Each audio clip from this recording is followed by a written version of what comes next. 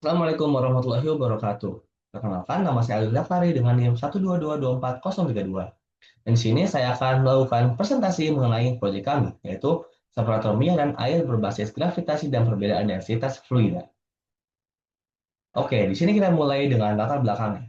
Dalam industri minyak dan gas, fluida produksi berupa campuran air, minyak, dan gas perlu dipisahkan sebelum tahap pengolahan selanjutnya. Separator ini memanfaatkan perbedaan densitas antara fasa dan dengan bantuan gravitasi. Efisiensi pemisahan dipengaruhi oleh beberapa hal, antara lain yaitu desain separator, waktu tinggal fluida, rasio volume fasa, dan kondisi alirannya. Desain yang tidak optimal dapat menurunkan kualitas produk, meningkatkan biaya pengelolaan, dan mencemari lingkungan.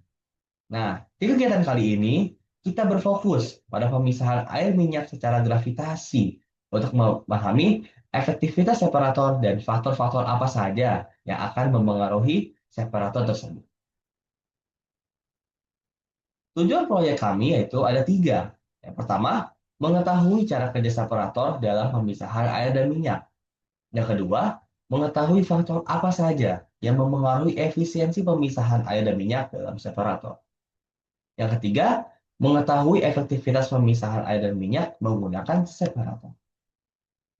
Di sini ada beberapa teori dasar yang kita terapkan. Pertama, apa sih itu separator? Separator adalah alat yang digunakan dalam industri minyak dan gas khususnya untuk memisahkan campuran fluida hasil produksi dari sumur menjadi komponen-komponen dasarnya, yaitu minyak, gas, air, dan terkadang padatan-padatan seperti pasir.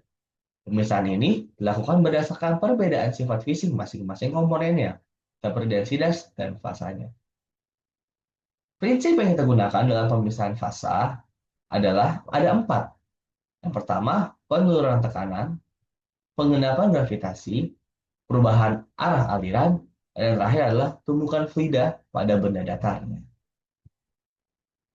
Nah, di sini ada desain separator yang kami rancang. Bisa dilihat di atas ada pipa inlet, yaitu pipa di mana kita memasukkan campuran air dan minyak. Kemudian ada pipa down corner untuk meneruskan air dan minyak ke ruang pemisahan utama. Lalu kita juga bisa melihat ada water outlet untuk mengeluarkan airnya dan ada oil outlet yang digunakan untuk mengeluarkan minyak yang telah terkumpul pada tempat penampungan minyak.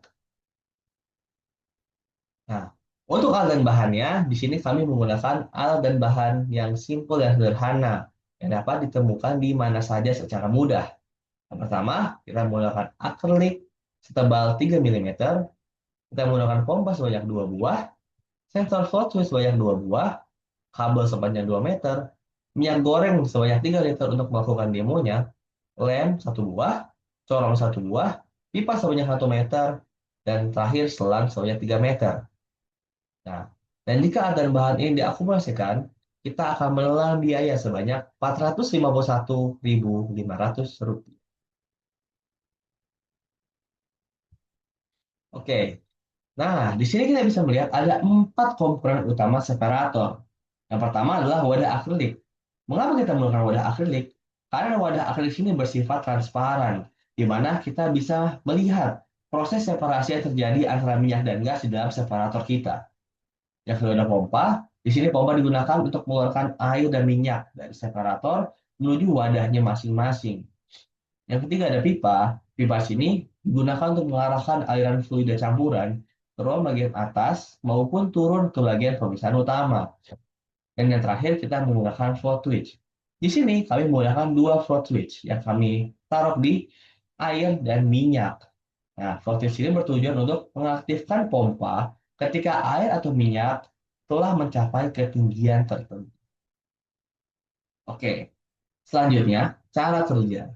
Cara kerja pada separator kami tergolong sederhana dan sangat simpel untuk dipahami. Di sini pertama, fluida campuran akan masuk melalui pipa inlet. Kemudian setelah itu fluida masuk ke dalam ruang bagian atas. Setelah itu fluida dialirkan ke down corner untuk masuk ke pipa vertikal. Fluida mengalir ke ruang pemisahan utama melalui pipa vertikal.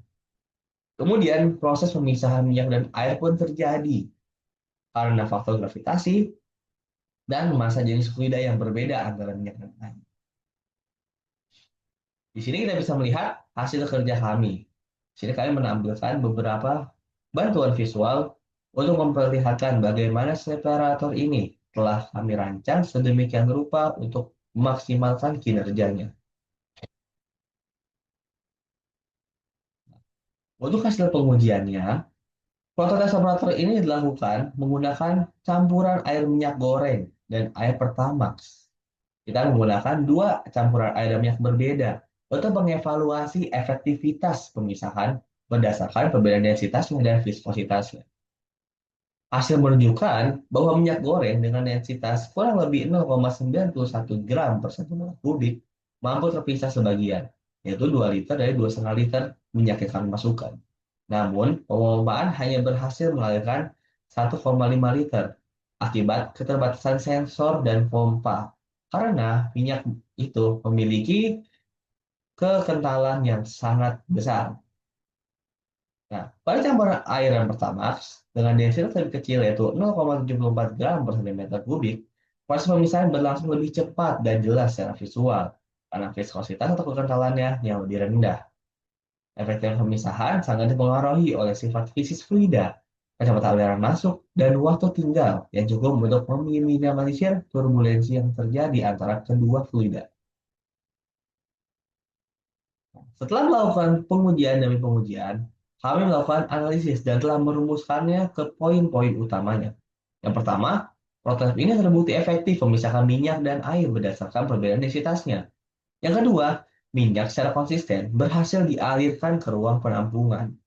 Yang ketiga, selalu ada minyak maksimal kurang lebih 3,75 liter yang tertahan di ruang utama.